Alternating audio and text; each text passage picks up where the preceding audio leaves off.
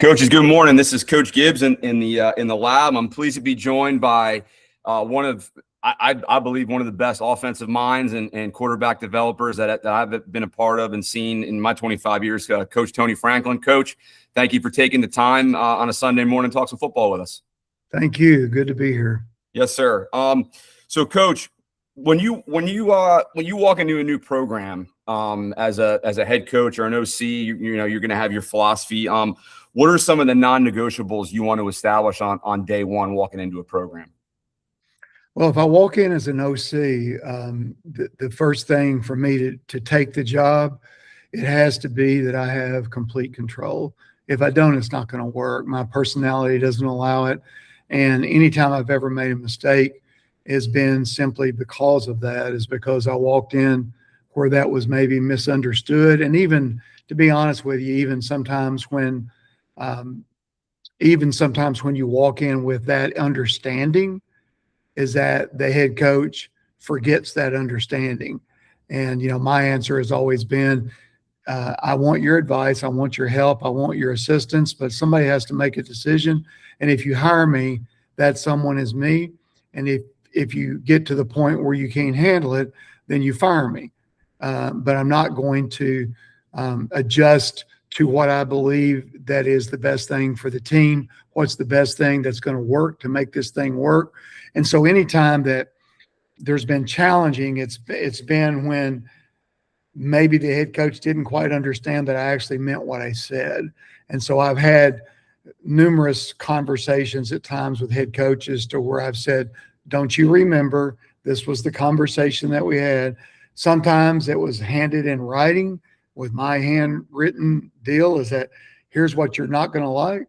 This is what is going to really irritate you. However, the results have usually been really good, and you just got to hang on. And if you can't do that, then we're better off not even doing it. So I think that's one of the biggest mistakes that you make when you go in as a coordinator, is to not be in alignment with the head coach and to not have that clearly defined to the point where sometimes maybe they're not listening because they don't think you really mean it.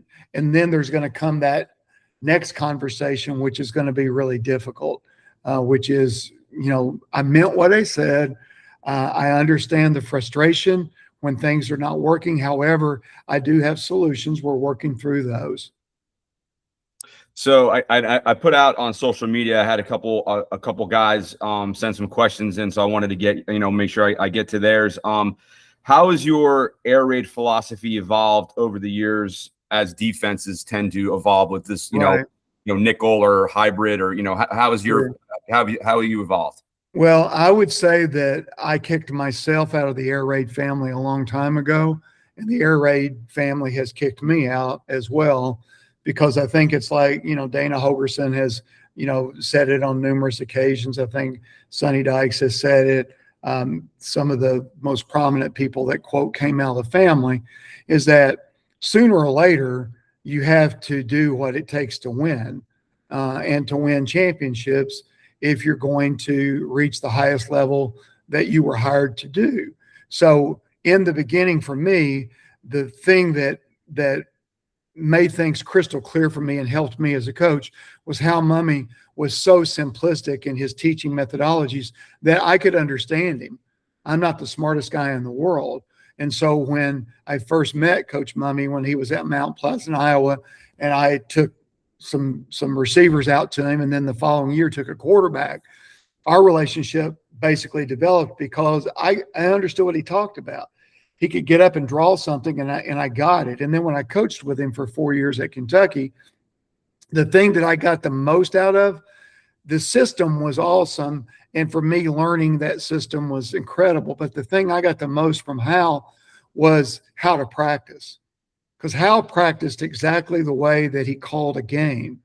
And I think that was the most important thing that I ever learned from Coach Mummy was how to practice this information. So as far as the air raid is concerned, the passing concepts I still use. If I was still coaching somewhere, I would still use 90% of the concepts, but I wouldn't run it with the idea and the philosophy that Hal and Mike Leach came to, which was, we're going to throw it 70 to 80% of the time, no matter what. I learned more about winning being at Mayfield High School from 1993 to 95, because that's where I was a part of the first state championships I'd been a part of. And that was lining up and running the football and playing good defense, because what you could do, if you can run the ball and play good defense, you can have a bad night and win. You can have 3 bad games and win a state championship. If you're in the quote air raid and you're going to throw it 70, 80% of the time, and you're going to have some bad nights that are going to cost you games. I mean, it's going to cost you games. You're not going to win. And so for me, the evolution was, as defenses got smarter, it used to be it was so easy to throw the quick screens. I mean, people didn't have an answer for it. So you could go in and throw the ball 40 times and 25 of them could be quick screens. Well, the defenses all got smart. And so today you see all these hybrid defenses, the 3-man fronts with 3 safeties. Nothing on pre-snap tells you anything. Everything is hidden. And so the only way you can get answers is to wad it back up and to get big and to throw a bunch of big bodies in and to force the defense to finally go, we have to do this. We've got to show our cards. We have to play man coverage or else we can't stop the run. And so for me, it's just the constant never-ending cycle of where's the wave going? How long does it last? And today, those waves last 2 or 3 years, whereas they used to last 8 or 10 years because of technology. People catch on so fast. Yeah, I think that's all really good points. So when you're looking at your scheme, your play calling, like when you're calling a game, what are 2 or 3 top indicators that tell you how to attack a defense when you're calling a game? We always go in with an idea of what you've seen and what you believe their quote weaknesses are. And then you also know what you believe that your strengths are. The greatest thing as a football coach is that on that day, it doesn't really matter what you call. It all works and you think you're brilliant. When you're young and you've not had your teeth knocked out yet, you've gone from the guru status to being the pit of the earth and fired and death threats and all that stuff that comes along with it. When you get experience, you ride that wave. And when you're not, you think it's you. And so everybody probably goes through that cycle to where all of a sudden everything you call works and you think, wow, I'm a genius. It's all about me. When in reality, you ran through a cycle of really good players that were better than the other players. Sometimes you got really good players and the other team still has really better players, and it's still a challenge. So for me, it's about, number one, there's only 6 things in football, on offensive football, that you can do. You can run the ball, and then attached with the run game is the RPO, which now basically means that the quick game is not as important, because within the RPO game is basically your quick game. So you can have 2 or 3 quote drop back quick game concepts or play action quick game concepts, because the rest of it can come in your RPO game that you can develop. Then you can have true play action pass, meaning that we're going to have something that we've developed that looks like a run scheme, but it has a pass protection.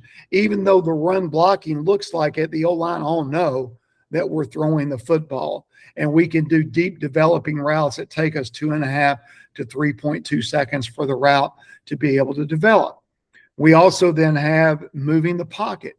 We want to be able to move the pocket, whether that's an old-fashioned sprint out, an old-fashioned bootleg, or whether or not it's a naked. And it can be a true naked where there is no blocking on the edge, or what I learned a few years ago watching McVay, when Jared Goff was with McVay, and I watched everything they did because I'd coached Jared in college. What they started doing once Belichick showed McVay his ass in the Super Bowl and embarrassed him, he didn't have an answer for the naked boot. So he developed it to where that they would pin the edge pressures with 1 and 2 and sometimes even 3 receivers, and only have 1 receiver out, 2 receivers out. And so moving the pocket can be done in all those different ways. Then you've got your screen game that you're going to have, where the screen game can be off of your run game. You can just have your fast screens, your bubble screens, your what I call chop screens, screens behind the line of scrimmage with motion with the running backs. Or you can have your old school screens that used to be when I was growing up. That was the only screen. You take a long drop back and everybody thinks it's a pass. And at the last second, you dump it off and it's all timed up perfectly. You can have the old school screens in there. You can have all the screen games that are attached to your run game, which is huge. If you're running a lot of GT pulls, you need a screen off of the GT pulls. If you're running a lot of zone concepts, you need screens off the zone concepts. If you're sprinting out a lot, you need screens off of the sprint out game to come back. And then you also have the gimmicks. And to me, the gimmicks come from what is it that we do a lot of that they have to sell out on, and then we build the gimmicks off of that. If we're a gap scheme run team, we need a gimmick where we hand the ball off. He takes 2 or 3 steps to the line of scrimmage. We flip it back, and we've got the old flea flicker. If we're a zone team, then we're going to hand the ball off, run 6 steps, and have a throwback to the quarterback.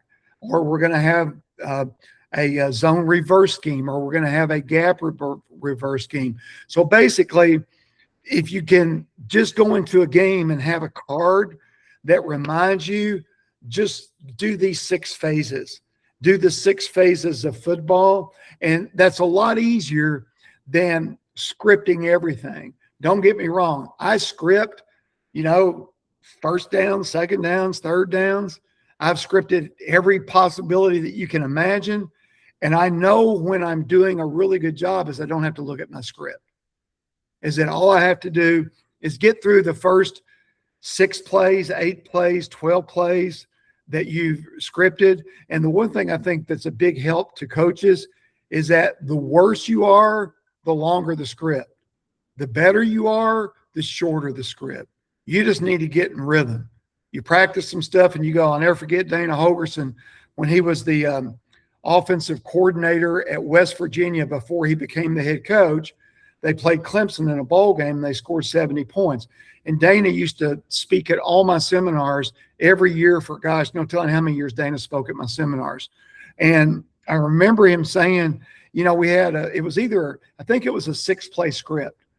And he said, we did so well in those 6 plays. The first 6 plays, we scored like 2 touchdowns. He goes, I just repeated them the whole game and we scored 70 points. And that really hit me, is that here's one of the most creative minds in football. And the reason he was so good was because he was so simple. Now, I think Dana in his old age has gotten bored and he's made football a lot more complicated than what he used to make it. I think he's got a lot more of the NFL stuff inside of his brain today and not quite as successful maybe as he once was. So going into that, talking about your indicators, Coach, when you're in that rhythm, right? So how would you balance the tempo versus control as far as your pace? Tempo to me is, you have to practice tempo if you're going to do tempo. You have to practice it all the time.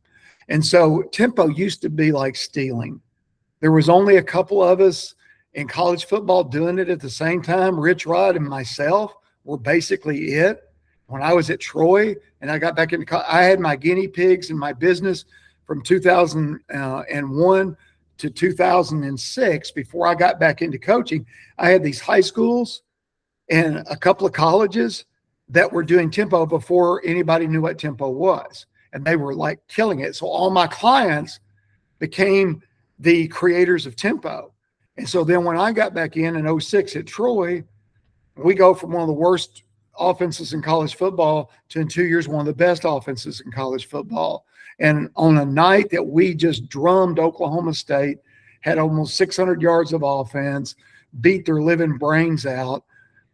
On that night, I believe that the whole dynamics of college football changed because what we were able to do was play so fast that they had no idea what was going on. And we weren't cool, but when Oklahoma did it, it was cool. Mm-hmm. And so when people begin to play with tempo that were the quote name schools, we were hoping nobody would because it was so easy. And then when everybody started doing it, like today, defensive coordinators used to get mad at you in practice when you went tempo because they couldn't get their stuff. Now they get mad at you when you don't go tempo because they've all practiced it. And they know that if they're facing a tempo team, they need it in practice all the time. So tempo versus script to me is just basically, for me, tempo is a rhythm. It's about a feel and just bam, bam, bam. And I do a lot of repeat. If something gets 5 or 6 yards, I repeat it.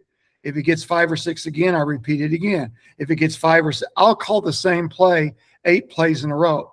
And people go, well, in the NFL, they don't call the same play. If they get 8 yards, they don't call it again the entire game. They'll go like 6 weeks without calling a play. And I said, well, to me, that's the dumbest thing I've ever heard in life.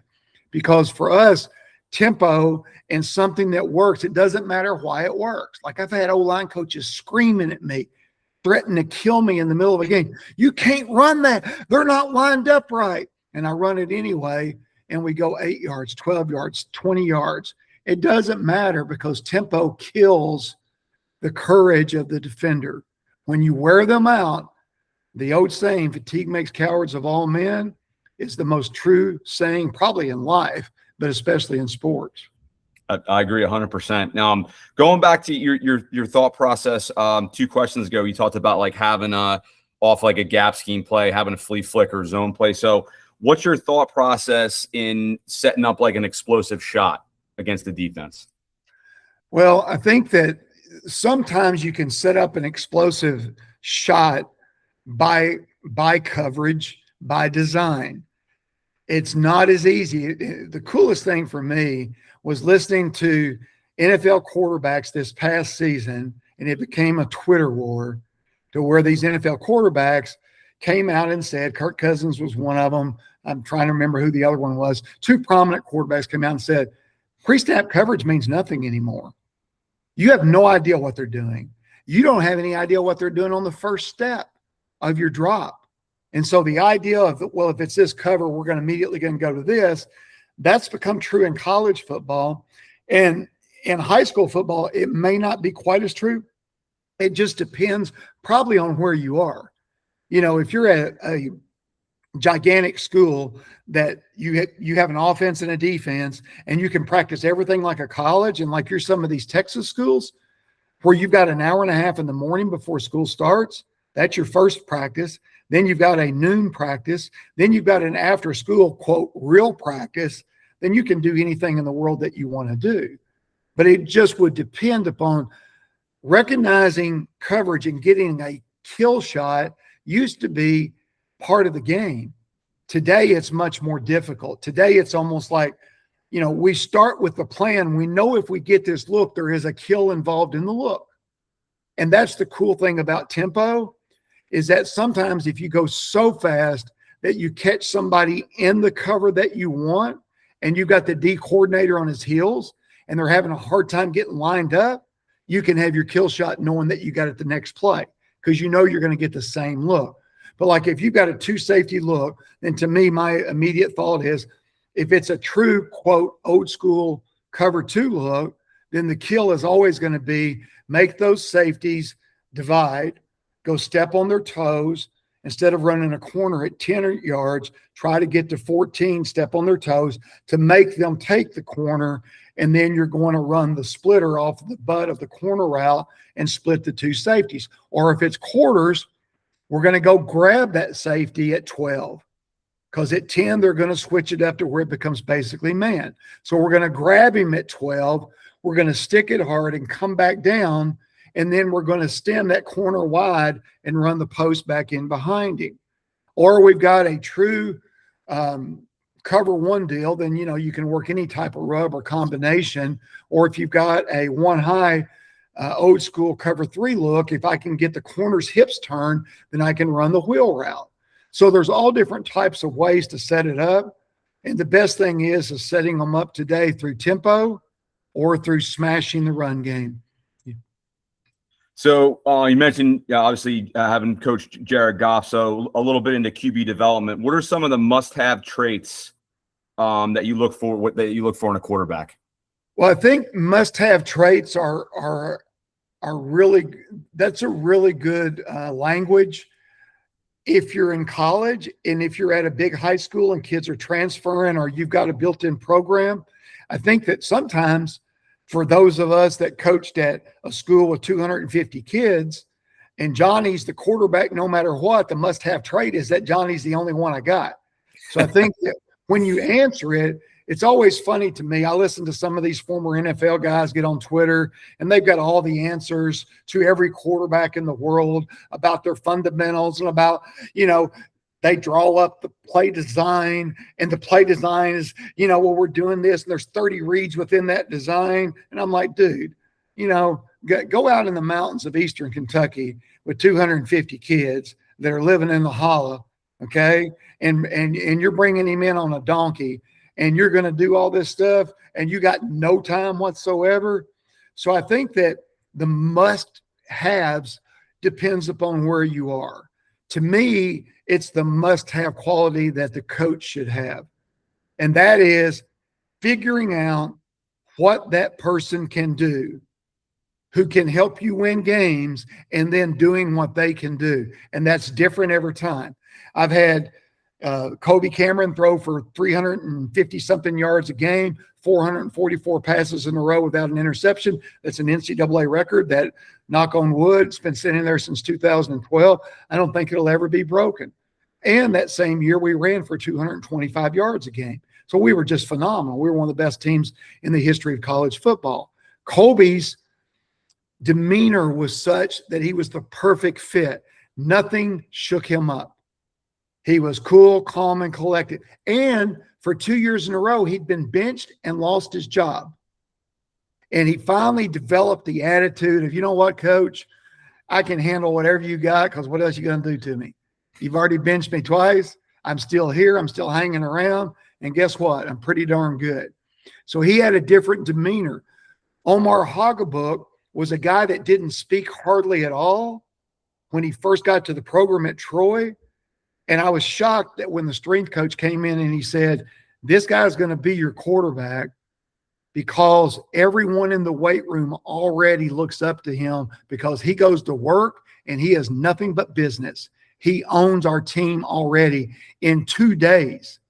And sure enough, he's two-time player of the year in the Sun Belt Conference. I had another quarterback that I didn't want him to be the leader because he was incapable of leading except leading everybody to the wrong direction. However, he was the best I had, and he was really, really good. He just couldn't lead. He was a great runner. He threw the ball pretty good, and we won a whole bunch of ball games with him, and he was an all-conference player, but he was not capable of leading in the right direction. So, yes, you want to have certain characteristics, but it depends upon where you are. I've got Jared Goff that people forget his freshman year. I pulled him at least 3 games and put another quarterback in. He got sacked sometimes 5, 6, 7 times in a game. We were terrible. We were 1-11. We beat an FCS team, was our only win of the season. We were okay on offense. We weren't very good on we were pretty bad on defense, but we averaged like 430 yards a game, which, seems like a lot and all that, but we weren't very good because we couldn't score. And he got killed, but you could see that he had the quote, it. He had the ability inside the pocket to get drilled after drill after drilled and still come back for the next play. Didn't make any difference. And then year 2, he's stronger. He's quicker twitch. We got better players around him. The O-line gets better. And all of a sudden, it's like at the end of the year, people are saying he might be in the top 10 in the NFL draft. And I'm going, what? Really? This skinny kid? You're got to be kidding me. And of course, he goes on to be the first pick in the draft. And he had the it factor, but he eventually had to be surrounded by better players, which we did. And he got better and better and better. So I think it depends on where you are in high school. Who's the guy that can, sometimes it's who can catch the ball in the shotgun and throw a ball. Sometimes it's a guy that can run. You just got to figure it out. Are there any drills that you have just in the development of like your accuracy, your timing, efficiency, anything like a go-to drill that you've kept with you for all these years? Yeah, the most important drill that any quarterback can ever do for me, they're going to do it every day, and they'll hate my guts until they master it. And when I say master it, I tell them this is that we're going to do, we used to call it typewriter feet. Then we called it Peyton Manning feet. And then eventually I called it Manning Goff footwork. So the Manning Goff drill is that the quarterbacks are going to take a snap. And so it's basically going to encaps everything that I want a QB to have. So we're going to be 5 yards apart, and the backup QB or a trainer or me with 2 balls in my hand, depending on what the deal is that I'm going to call a concept. So let's say that we're running the old air raid 618 concept, okay, or the stick concept, stick right, stick left, whatever it might be, is that they're going to look the snap in. They're going to get in a great stance first. If they're not in a great stance, they're going to get their butt chewed. Their feet are going to be as wide as their shoulders. They're going to exaggerate the look at the snap in because I tell them that there's no such thing as a bad snap. They're going to exaggerate the look in. They're going to take the first step. And whatever the read progression is, they're going to go to the third read of the progression. So in this case, they've got a pre-snap go. They've got the stick route or the hole route. They've got the arrow route, and then they've got whatever they've got on the backside, which in the old air raid, it was always double slants. Sometimes for me, I would have what I would call a book or a happy route on the backside, meaning that we had a bubble hook so that we could truly read front side and then not be dead. We could go to the backside and have curl flat on the backside. So in this case, they would one step drop and they would go pre-snap to the go. They would read the stick route to the arrow route and then back to the book, which would be their quote third read. At the third read, they give their eyes to me. And then I move them. I move them back, move them up, move them side. And when I'm moving them, here's the key. The feet are shoulder width apart. The ball is at top of the numbers on the placement, and their feet are 1,000 miles an hour, like they used to call in the old days the happy feet, which is always funny when some coach will come on Twitter and go, oh, yeah, he's got happy feet. Say, go back 50 years ago when they used to use that terminology. And some people still do. Some of these old NFL gurus still, oh, I don't like the way his feet moves. Well, the greatest quarterback in the history of the game, in my opinion, was Manning, okay? Peyton Manning was the designer of happy feet, the greatest happy feet quarterback ever, which made him a Hall of Famer. So what our guys do is they're 1,000 miles an hour. They're here, there, back, forward, and you never bring the feet together. The key is if the feet come together, you can't throw without a long stride. I want the feet to be separate where I can go A gap to B gap to C gap to D gap without having to run, without having to step. I'm able to avoid the rush with my quick, sudden movement. And the quarterbacks understand that normally when you get to the third read of your progression, something's happening. Something's going on, unless the other team stinks. You got somebody near you. So you're going to have to move from A gap to B gap or B gap to C gap. I stay on your read progression, and then I'll clap my hands. And when I do, they throw the ball at that point to one of the shoulders of whoever it is that's catching the football from them. So that's the most important drill that I do, and I do it on every single day of my life. So you talked too about the importance of the run game, obviously now today. What are your thoughts on, when you're attaching run concepts? So is it more for you? Is it more a gap scheme philosophy? Is it more a zone philosophy? Is it a mesh of both? What are your thoughts on that? Well, in the perfect world, you can mesh both.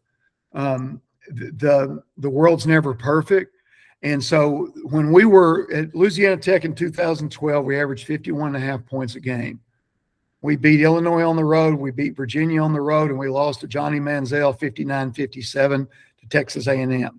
Okay, we were phenomenal. If we'd played the Bears that year, we'd have probably scored 40 points. Okay, we were really, really, really, really good. Remind me your question. I went off on the deep. No. Just what you're philosophically like. You talked about in a perfect world, you'd be able to pair the zone and the gap scheme concept. Okay, I'm sorry. I apologize. That's okay. I got it. No worries. The zone in that year, we only ran inside zone to the right.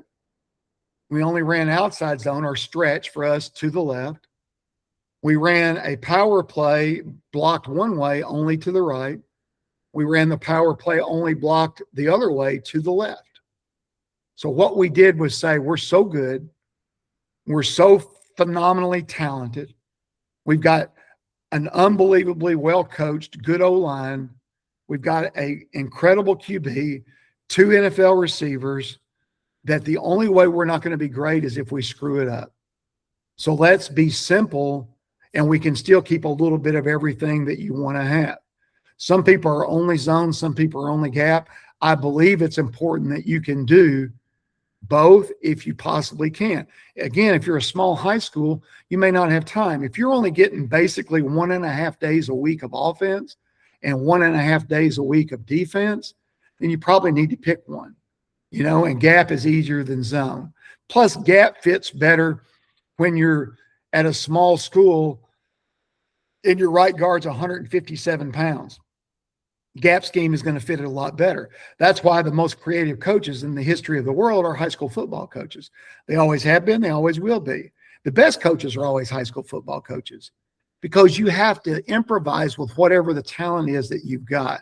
So, yeah, as a college coach, like this last year was the first year that I ever ran the duo scheme, and that's because our offensive line coach, that was his baby. He was really good at it. He loved it. I thought it was too complicated, but he really believed in it. Our players believed in it, and we were really talented in our O-line. We weren't very good in our O-line in the beginning, but by the end of the season, we were really good in the O-line, and I think this coming season, Louisiana Tech O-line will probably be as good as any in football. So talking about your approach to practice, how do you structure practice? And again, like, you've been mentioning, and again, I agree with you 100%. Like, what if you're at a big high school, like, and you have the 2 platoon, but now you're at a 1A school that has, 40 kids. Right. How do you structure practice to maximize your reps with your offense? The biggest thing is no wasted time. So if it's if anybody had ever screwed up and made me a head coach in college football, I would have fired every coach on the staff if we were on the field for more than 100 minutes. I would have fired myself because I believe that after 100 minutes, I think that you're wasting time. I think that the only thing that happens at that point in time are injuries and loss of train of thought, and not just from your players, but from your coaches as well. And so that would be one thing that I would try to do if, again, someone did. Now, have I been on that? Only once in life, and that was the year we averaged 51.5 points a game. We were on the field for less than 100 minutes every single day. And go back and look at some of our practice schedules. They were 80 and 85 minutes. And that was because we were so good. We were so talented that we just couldn't screw it up. And the only way we were not going to be great was if we got guys hurt. And so Coach Dykes did a great job of organizing the practices to maximize that. The hard part is the defensive coaches don't really like that. The good thing is that Coach Signetti this year has had numerous now times that he's been on a podcast or he's spoken about that his practices are less than 100 minutes. And okay, he won a national championship at Indiana. Everybody should probably wake up and listen up. Most people won't do it because it takes too much organization. And so to me, the organization is that it's very simplistic. We have the same rhythmic cadence every day, and we bust our butt and we run everywhere. There's never a down second. There's not a stop the clock when we're transitioning from period 1 to period 2. I worked for one head coach back a while ago that we would go period 1 to period 2 and the clock would stop for 2 minutes. Well, by the end of the day, you got 22 periods. That's an extra 44 minutes that you're on the field. I mean, that was beyond asinine. So now we're on the field for, well, we only scheduled, 118 minutes. Yeah, we were on the field for 200 minutes because we were doing all this other stuff. And so I think that organization of the practice, the rhythm of the practice, and for me, it's like the moment you step on the field, the clock starts and your pre-practice, the stuff that you're going to do there is full speed. I tell the players, I tell quarterbacks, if I see you do a rep that's not full speed, when you go onto the field, we got a huge problem. And some of them don't learn that because they don't get it, because they've never done it before in their life. They don't get it until I unmercifully take them to a point that they didn't think I could take them to, because that's how important it is. Now, once they get it, they're fine. But being full speed on every rep for the quarterback as they're getting loose, as they're warming up, and I don't mean throwing it as far as they can. I'm talking about their body language. Receivers have to go through the rhythm of the warm-up part for them, and we're building into, by the time that we do a, quote, stretch, we've already had 15 minutes of lather. We're lathered our bodies up. And then when we hit it, we are moving. And I think the hardest thing for head coaches is this. The biggest stealer of time in college football especially is the special teams coordinator. Because no matter how much time you give them, it's never enough. You could give them 8 days in a row with nothing but special teams, and they would complain about time. It's never enough time. So there has to be that discipline from the head coach to say, this is what we've got, this is how we're going to do it, and this is how we make it simplistic. I've been with special teams guys, some of the best in the world, and they'll practice something 1,000 times that never gets a rep during the season. And I think, again, that comes back to the head coach having enough courage and enough within him to go, dude, this is what you got. Get it done. If not, we'll find somebody else to do your job. And that comes the same for an OC or a DC. Yeah, no, I agree. You're in the quarterback room. What are some things that you like? I know you just talked about the full speed. You need a full speed rep. What are some things in your meeting room that you stress as a standard that you take with you onto the field? Ask that one more time, because yeah, that's okay. No, what are some things that in your quarterback meeting room when you guys meet? What are some standards or some points that you have in your meeting room that you take with you out on the field, like you talked about before? Full speed rep, no matter what. Yes. Okay. So the biggest thing when I meet with quarterbacks is that I want it to be under the same standard. Chip Kelly used to talk about it, is that human beings have about a 22-minute attention span. And so, first of all, if I'm going to meet with quarterbacks or team or anything else, I need to break it up. Okay. There has to be pattern interrupts, or else you're going to lose them. You're just meeting for yourself. So you got to try to break up the pattern and the rhythm. The second thing is I teach simplistic. So, for example, the old Y-cross concept, everybody in the world wants Y-cross. If we lined up 100 coaches and we said, Coach Y-cross, they would all have lots of verbiage that they would use. So for me, teaching Y-cross is that the quarterback's eyes are going to go like this. They're going to go left, middle, right. Simple. That's it. Left, middle, right. And then they'll learn what is on the left. There's a takeoff route, and then whatever else the second part of the concept is. What's the second part of the concept? Well, it might be a bubble. It might be a 5-yard option route. It might be a sail route.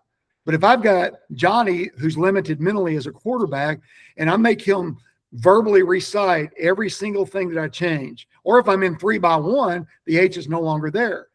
Am I going to put the running back on the left now? Or am I going to have play action? I'm going to drag the H back across. Well, if I teach the quarterback, look, it doesn't matter.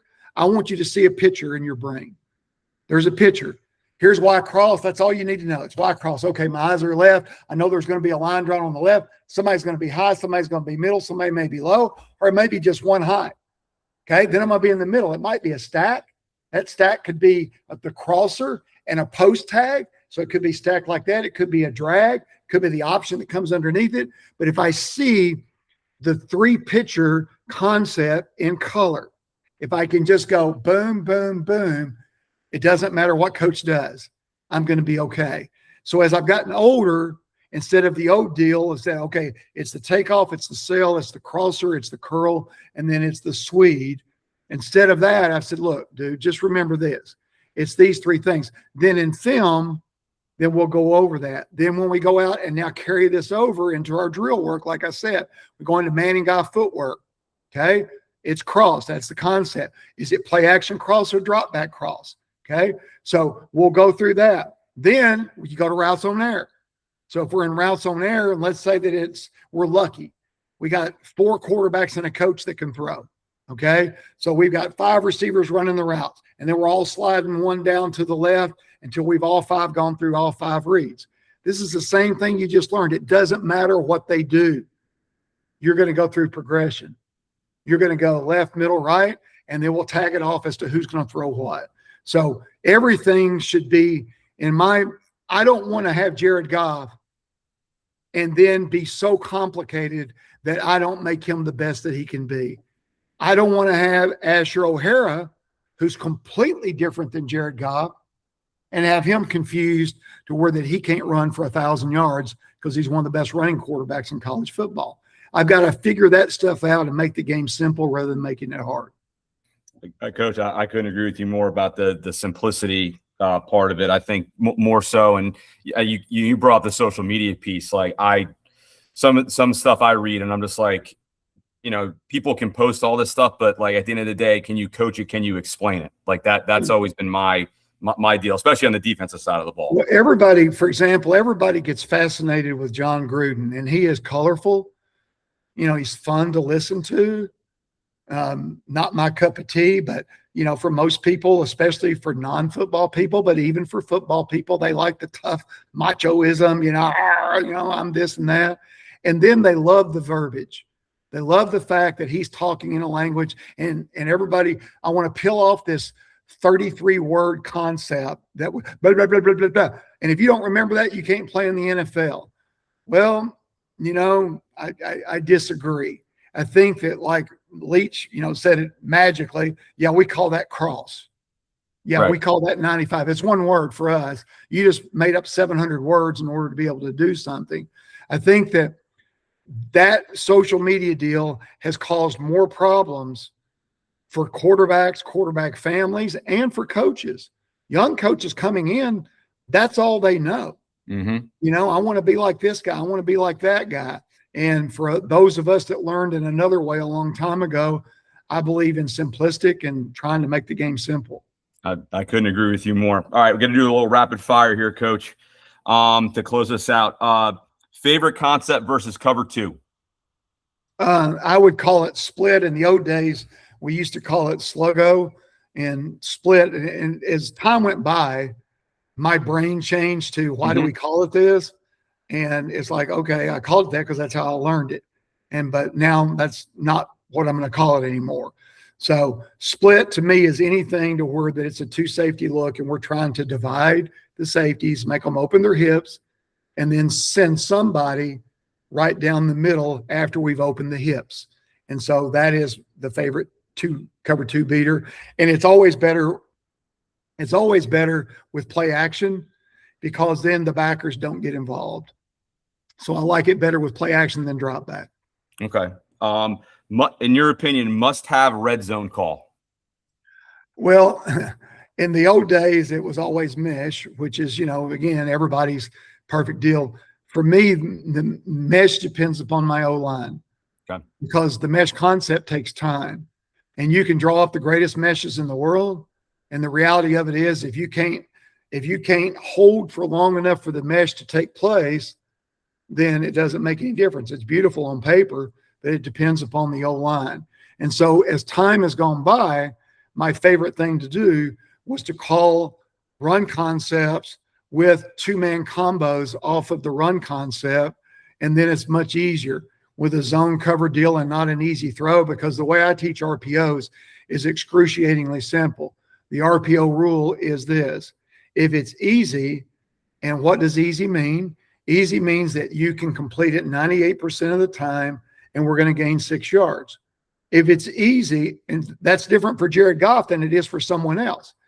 But if it's easy, you always throw no matter what. Well, coach, what if there's only 5 in the box? Well, if there's 5 in the box, that means we have to block 5. If it's an easy RPO, we ain't got to block anybody.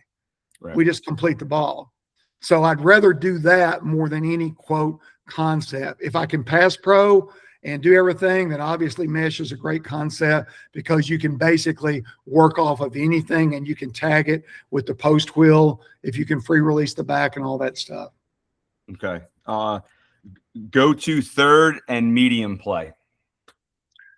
Oh gosh. And if I went back 15 years ago, it would be, the shallow dig concept. I love everything off of the stick concept. So whether it's a 2x2 stick, especially like this past year, I had the best blocking tight end that I had ever coached since I've been coaching, but he was also a good receiver. And so stick, we were something like for the year, like 22 of 23, and we averaged like 5.5 to 6 yards per attempt on it. And so that would be the easy 4 to 6 call that you could make off of that. I like to move the pocket. If we're playing somebody that in their third and mediums is that they're going to bring pressure and just work a 2-man combo, whether it's the curl flat or work a 3-man combo with a curl flat and maybe a corner with it. Okay. And last one, Coach, most underrated position in your offense? Well, it's always probably the center. The center to me is probably outside of the quarterback is the most important person in the offense for me. And the reason for us is that number one, he makes, the identification calls, but the other thing is that our center does the cadence. And I started doing that when I was at Kentucky.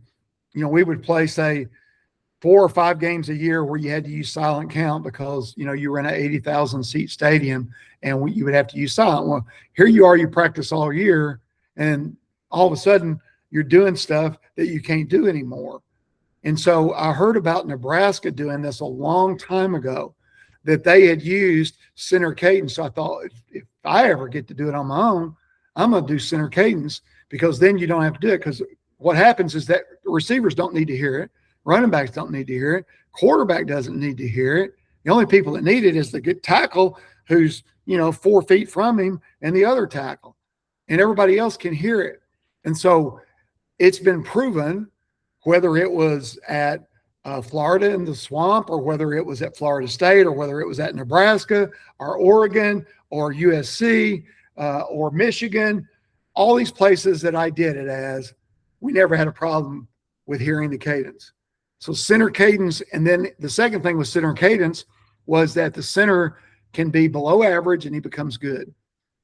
He's always going to get the jump just a little bit. You got to watch him that he doesn't get the jump too much because then he screws the other guys. So you got to really work on the rhythm. And then a key to this is that whatever your center cadence is, the backup center has to get a tape recording. You have to tape record your starting center. And his rhythm for the second center has to be exactly the same as the starting center. Because if not, he will screw everything up. And you'll get all kinds of jumps and false starts and everything else. So tape record your first center so that the second center mimics exactly the same voice, the same texture, the same rhythm, etc. Coach, listen, I thank you for taking the time on a Sunday morning. Any coaches want to reach out to you? What's the best place they can reach out to you? You can reach me at coachtf@gmail.com. Follow me on Twitter, which is at coachtf. And then there's coachtf.com. And then there's a unique concept that I had just started back about a month ago called firstpickqb.com. It's really unique. It's not for everybody. Matter of fact, it's 99.99% of the people in the world will not qualify for it because it's something that if I'm going to work with a quarterback, it's going to be incredibly expensive and it's going to be so intensive that they will know that they just got coached by the best guy in the world. Love it. Well, Coach, listen, thank you so much and everything you've done for the game and continue to do for it, and wish you guys the best and look forward to talking to you soon. Thank you. Appreciate it, PJ.